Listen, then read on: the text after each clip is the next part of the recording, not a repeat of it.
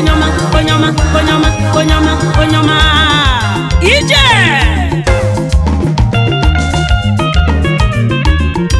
Oduko na mba Igwe kalaka na-etuginu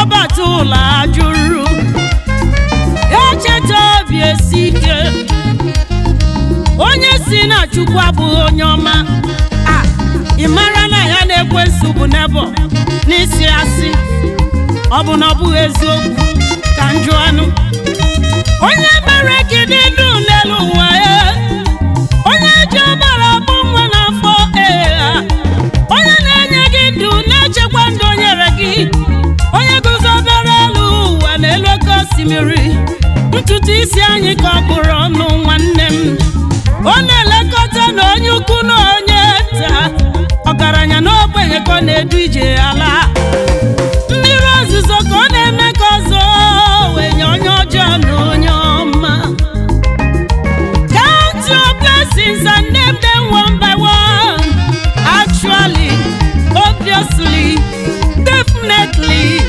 It must surely surprise you what the Lord has done Hey!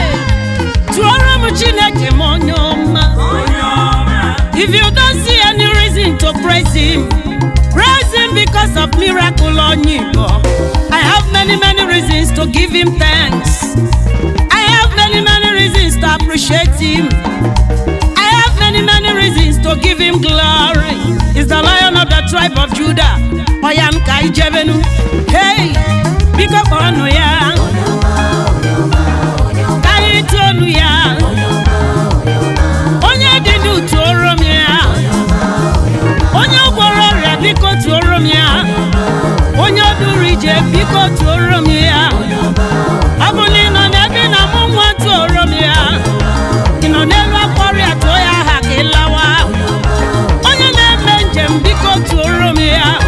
Maka baba bara Jesus yuku neme.